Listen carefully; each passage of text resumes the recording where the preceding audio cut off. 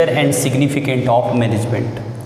So today I will explain objective of management. Firstly, I will explain objective. What is objective? कोई भी work करने के पीछे कुछ ना कुछ क्या होता है, ऑब्जेक्टिव होता है, जिस पर्पस के लिए हम क्या करते हैं, वर्क करते हैं। एग्जाम्पल के लिए हम क्या करते हैं, अपने एजुकेशन को लेते हैं। हम एजुकेशन क्यों लेते हैं? इसलिए लेते हैं कि हमको जिससे नॉलेज हो और नॉलेज को हम क्या कर सके, अपने प्रैक्टिकल लाइफ में क्या कर सके, यूज़ कर सके। इसीलिए हम क्या करते हैं, एजुकेशन क्या करते हैं, ऑब्टेन करते हैं। ठीक है, उसका मेन ऑब्जेक्टिव ये रहता है। ठीक है, उसी तरीके से क्या होता है, आपका मैनेजमेंट्स के भी क्या होते हैं, कुछ ऑब्जेक्टिव्स होते हैं। जैसे क्या ऑब्जेक्टिव का मीनिंग यहाँ पर दिया हुआ है, the end towards activities of any organisation are directed, standard against performance is assessed. तो कोई भी ऑब्जेक्टिव क्या होता है, एंड का क्या होता है, टॉपिक होता है। डेट इज़ एग्जांपल के लिए हम ले लेते हैं, कोई पर्सन जो बिजनेसमैन है उसने ऑब्जेक्टिव डिसाइड किया है कि वो क्या करेगा, इस ईयर 10 लाख रुपीज़ की क्या करेगा, अर्निंग करेगा।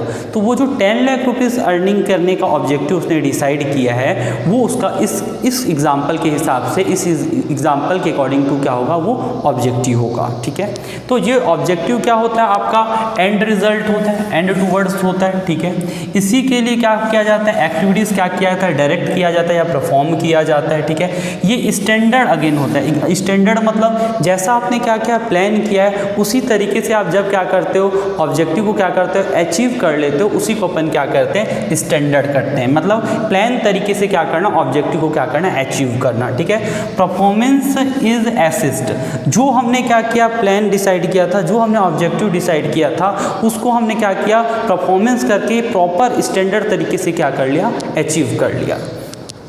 फिर एक मैनेजमेंट के क्या होते हैं, कुछ ऑब्जेक्टिव्स होते हैं। पहला ऑब्जेक्टिव होता है ऑर्गेनाइजेशनल ऑब्जेक्टिव। मैनेजमेंट के क्या होता है, अपने ऑर्गेनाइजेशन के लिए भी क्या होती है, कुछ रिस्पॉन्सिबिलिटी होते हैं, कुछ ऑब्जेक्टिव होते हैं। Second social objective and third personal objective होता है। ठीक है, तो फर्स्ट अपन डिस्कस करते हैं ऑर्गेनाइजेशनल ऑब्जेक्टिव कि एक ऑर्गेनाइजेशन के लिए मैनेजमेंट की क्या ऑब्जेक्टिव होती है। Firstly, what is organization? Organization means होता है कि group of people predetermined goal के लिए क्या करते हैं, वर्क करते हैं, उसी को अपन क्या कहते हैं, ऑर्गेनाइजेशन कॉल करते हैं। और मैनेजमेंट जो वर्क होता है वो पीपुल के ग्रुप एफर्ट से ही क्या होता है, परफॉर्म हो पाता है। इसलिए क्या होता है, मैनेजमेंट का क्या होता है, अपने ऑर्गेनाइजेशन के लिए भी क्या होता है, कुछ ऑब्जेक्टिव्स होते हैं। Aim at prosperity and growth of organisation, एक मैनेजमेंट का ये ऑब्जेक्टिव होता है ऑर्गेनाइजेशन के बिहाफ कि वो उसको क्या करे, प्रॉस्पेरिटी एंड क्या करे, ग्रोथ करे। डेट इज़ वो उसको क्या करे, सक्सेस करे, और साथ ही साथ क्या करे, ग्रोथ करे। डेट इज़ पहले से क्या करे, बेटर बनाए। Profit maximisation main objective but not true. सभी ये सोचते हैं, ये थिंक करते हैं कि किसी भी ऑर्गेनाइजेशन का मेन ऑब्जेक्टिव क्या होता है, प्रॉफिट होता है, जबकि एक्चुअल में मेन ऑब्जेक्टिव क्या होता है, प्रॉफिट नहीं होता। उसके साथ और भी क्या होते हैं ऑब्जेक्टिव होते हैं। ऑब्जेक्टिव जो प्रॉफिट तो है ही एक ऑब्जेक्टिव, लेकिन उसके साथ साथ और भी टुगेदर क्या होते हैं, बहुत सारे मैनेजमेंट के क्या होते हैं, ऑब्जेक्टिव होते हैं। Manager try to develop attain variety of objective. एक मैनेजमेंट क्या करता है, बहुत सारे ऑब्जेक्टिव क्या करता है, ट्राई करता है, डेवलप करता है, और उसको क्या करता है, डिफरेंट टाइप के वैरायटी का ऑब्जेक्टिव को क्या करता है, ऑर्गेनाइजेशन के बिहाफ क्या करता है, अचीव करता है। एग्जाम्पल के लिए, reduce cost bringing maximum prosperity for organisation. Cost को किस तरीके से क्या किया जाए, रिड्यूस किया जाए, और साथ ही साथ क्या किया जाए, ज़्यादा से ज़्यादा क्या किया जाए, मैक्सिमम से मैक्सिमम क्या किया जाए, प्रॉस्पेरिटी ऑफ ऑर्गेनाइजेशन। मैक्सिमम से मैक्सिमम क्या किया जाए, ऑर्गेनाइजेशन को क्या किया जाए, सक्सेसफुल बनाया जाए। ऑर्गेनाइजेशन को सक्सेसफुल बनाने का मीन्स होगा कि ऑर्गेनाइजेशन के जो भी वर्क है उसको क्या किया जाए, बेटर से बेटर या स्टैंडर्ड तरीके से क्या किया जाए, परफॉर्मेंस किया जाए। पॉइंट अपन डिस्कस करते हैं ऑर्गेनाइजेशन ऑब्जेक्टिव में। किसी भी ऑर्गेनाइजेशन के लिए 3 इंपॉर्टेंट पॉइंट्स होते हैं, डेट इज मैनेजमेंट को 3 वर्क क्या करने पड़ते हैं, ऑर्गेनाइजेशन के लिए क्या करने पड़ते हैं।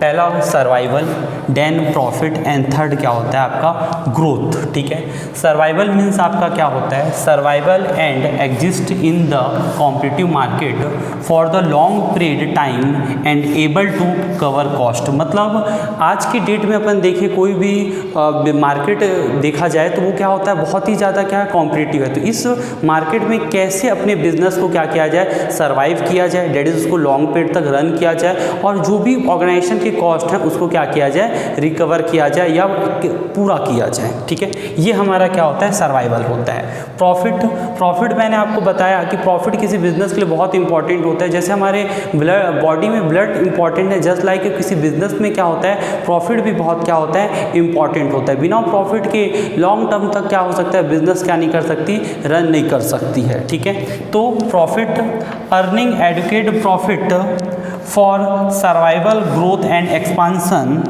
Reward for the bringing risk. तो बिजनेस में क्या होना चाहिए, एडुकेट प्रॉफिट होना बहुत ज़रूरी है। ठीक है, किसके लिए, सर्वाइव के लिए, ग्रोथ के लिए, एक्सपांसन के लिए, डेट इज बिजनेस को करंट सिचुएशन में रन करने के लिए, साथ ही साथ ग्रोथ करने के लिए, डेट इज और पहले से डेवलप करने के लिए और एक्सपांड करने के लिए, पहले से क्या करना, ज़्यादा प्रोडक्शन बढ़ाने के लिए। नेक्स्ट, और ये क्या होता है, एक रिवॉर्ड होता है। रिवॉर्ड किसके लिए होता है, बिजनेसमैन के लिए होता है जिसने क्या किया, बिजनेस स्टार्ट किया है, उसने इतना बड़ा रिस्क लिया है। जब उसको प्रॉफिट होता है तो वो उसको जो रिस्क उसने ब्रिंग किया था उसका ये क्या होता है, प्रॉफिट एज अ एक रिवॉर्ड होता है।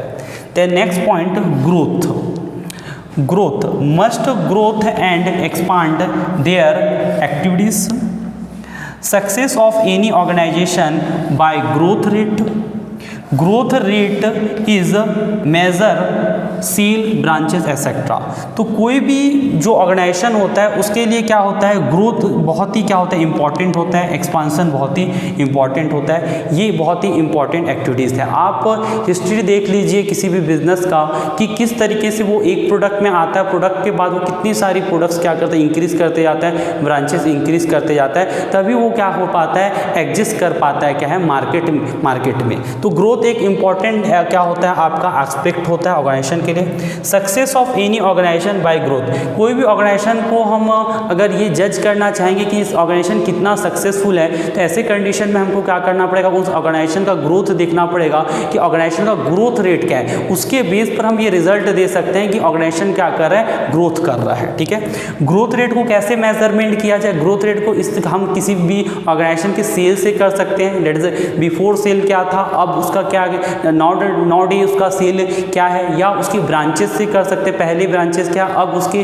कितने ब्रांचेस हैं, एसेट्रा। इससे हम क्या कर सकते हैं, किसी भी ऑर्गेनाइजेशन की ग्रोथ को क्या कर सकते हैं। ऑब्जेक्टिविटीज़ में सोसाइटी ऑब्जेक्टिव्स, एक ऑर्गेनाइजेशन के क्या होते हैं या एक मैनेजमेंट के क्या होते हैं, सोसाइटी के लिए भी कुछ क्या होते हैं, कमिटमेंट होते हैं, कुछ ऑब्लिगेशंस होते हैं। ठीक है, commitment of the organisation toward society, एक ऑर्गेनाइजेशन का सोसाइटी के लिए क्या होता है, कुछ कमिटमेंट होता है।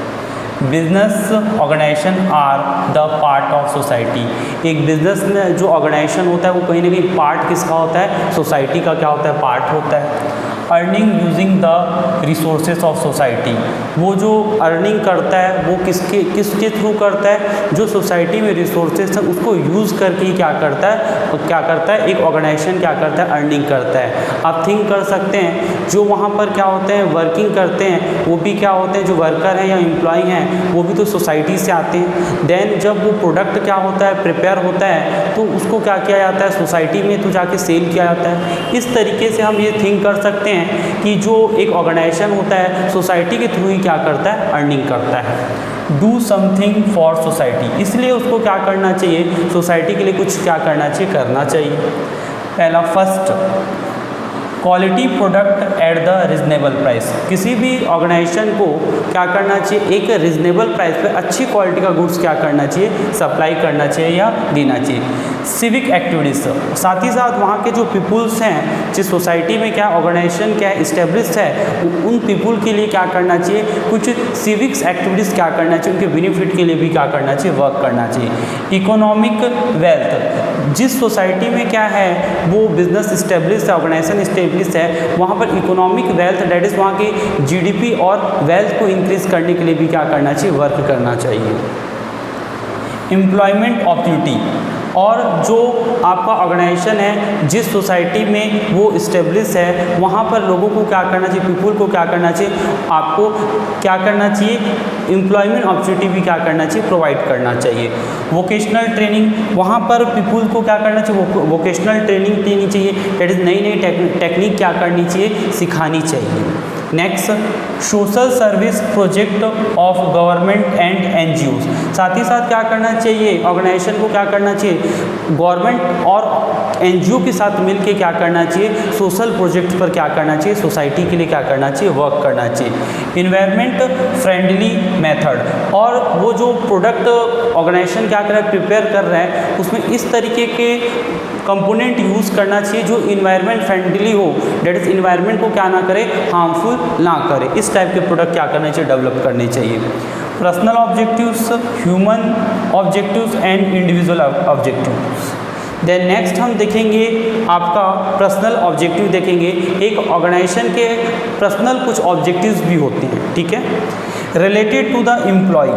ये जो ऑब्जेक्टिव किससे रिलेटेड है, आपके एम्प्लॉय से रिलेटेड है। एम्प्लॉय डेट इज़ जो उस ऑर्गेनाइजेशन में क्या कर रहे हैं, वर्क कर रहे हैं। The organisation most important resources satisfied and motivated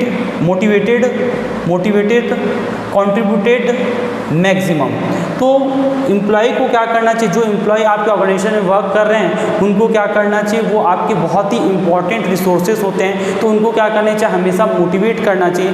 if वो मोटिवेट रहेंगे तो ऐसे कंडीशन में वो क्या करेंगे, 100% इफिशिएंसी से क्या करेंगे, वर्क करेंगे। अगर 100% इफिशिएंसी से वर्क करेंगे उस कंडीशन में ही आपकी क्या होगी, अर्निंग इंक्रीज होगी, या आप क्या करेंगे, प्रोडक्शन क्या कर पाएंगे, ज़्यादा कर पाएंगे। तो एक ऑर्गेनाइजेशन के क्या होते हैं, पर्सनल ऑब्जेक्टिव भी होते हैं, डेट इज़ ह्यूमन ऑब्जेक्टिव्स भी होते हैं, या इंडिविजुअल ऑब्जेक्टिव्स होते हैं कि वो अपने एम्प्लॉय के बेनिफिट के लिए भी क्या करें। ऑब्जेक्टिव ऑफ मैनेजमेंट, एक इंडिविजुअल पर्सन के बिहाफ मैनेजमेंट का क्या ऑब्जेक्टिव्स होता है वो देखते हैं। तो पहला इंडिविजुअल में कवर कौन हो रहा है, एम्प्लॉय कवर हो रहा है, ठीक है। एम्प्लॉय को कॉम्पिटिटिव सैलरी क्या करना चाहिए, प्रोवाइड करना चाहिए। तो firstly what is competitive salary, means जो वर्कर ज़्यादा एफिशिएंट तरीके से वर्क कर रहा है उसको मोर सैलरी देना चाहिए, ऐसे वर्कर से जो एफिशिएंट तरीके से वर्क नहीं कर रहे हैं, जिससे वर्कर क्या होगा, मोटिवेट होगा। पर्सनल ग्रोथ डेवलपमेंट, एम्प्लॉय का पर्सनल ग्रोथ डेवलपमेंट करना चाहिए, डेट इज़ उनको क्या करना चाहिए, प्रमोशन देना चाहिए, ट्रेनिंग देना चाहिए, जिससे उसका पर्सनल ग्रोथ हो पाए। Peer recognition, peer recognition means self respect and respect of colleagues. तो ऑर्गेनाइजेशन में क्या होते हैं, बहुत सारे एम्प्लॉय वर्क करते हैं, तो सभी एम्प्लॉय को क्या करना चाहिए, सेल्फ रिस्पेक्ट देना चाहिए। और जो कलीग्स हैं मतलब जो एम्प्लॉय अलग अलग डिफरेंट क्लास के एम्प्लॉयज़ हैं वो आपस में भी एक दूसरे को क्या देनी चाहिए, रिस्पेक्ट देना चाहिए। Next, social recognition, social recognition that is a society के रिलेटेड जो रिकॉग्निशन है वो भी क्या करना चाहिए, प्रोवाइड करना चाहिए। गुड हेल्थी वर्किंग कंडीशन, साथ ही साथ क्या करना चाहिए, एम्प्लॉय को क्या करना चाहिए, ऑर्गेनाइजेशन को एक अच्छा कंडीशन या एक अच्छा वर्किंग कंडीशन क्या करना चाहिए, प्रोवाइड करना चाहिए वर्क के लिए। अगर अच्छा वर्किंग कंडीशन प्रोवाइड किया जाएगा तभी एम्प्लॉय क्या करेगा, बहुत बेहतर या एफिशिएंट तरीके से क्या कर पाएगा, वर्क कर पाएगा। Next, try to the integrated the personal objective with the organisation objective. Organisation को ये हमेशा क्या करना चाहिए, ट्राई करना चाहिए जो एम्प्लॉयज़ के क्या होते हैं पर्सनल ऑब्जेक्टिव हो उसको इंटीग्रेट किया जा सके। इंटीग्रेट किया जा सके मतलब किसके साथ ऐड किया जा सके, ऑर्गेनाइजेशन के गोल से ऐड किया जा सके, तभी एफिशिएंट तरीके से क्या कर पाएंगे, एम्प्लॉय क्या कर पाएंगे, वर्क परफॉर्म कर पाएंगे। Next, important of management. आज की डेट में अगर हम मैनेजमेंट को देखें बहुत ही इंपॉर्टेंट्स हैं, तो इसके क्या क्या इंपॉर्टेंट्स है उसको अपन क्या करते हैं, पॉइंट वाइज क्या करते हैं, डिस्कस करते हैं। पहला इंपॉर्टेंट्स, पहला, absence of management no organisation can run successfully. अगर किसी भी ऑर्गेनाइजेशन में मैनेजमेंट अब्सेंट होगा या मैनेजमेंट प्रॉपर वे में नहीं होगा या मिस मैनेजमेंट होगा तो ऑर्गेनाइजेशन कभी भी क्या नहीं कर सकता है, सक्सेस नहीं हो सकता, या वो क्या नहीं हो सकता, अपने गोल्स को क्या नहीं कर सकता, अचीव नहीं कर सकता।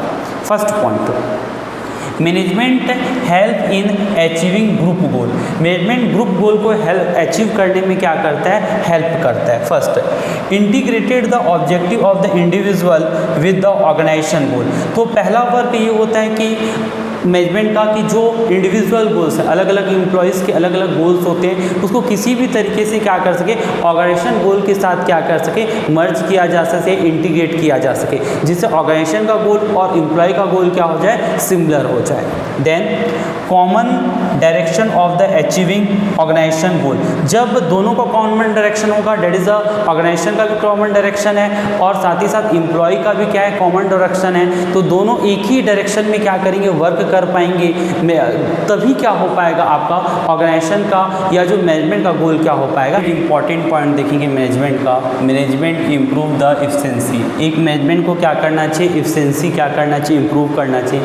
एफिशिएंसी इम्प्रूव मीन्स क्या होना चाहिए, वर्कर क्या कर रहे हैं, विदाउट वेस्टेज क्या कर रहे हैं, विदाउट रिसोर्सेज वेस्टेज क्या कर रहे हैं, वर्क कर रहे हैं। reduce the cost and improve the productivity with the minimum wastage of the resources।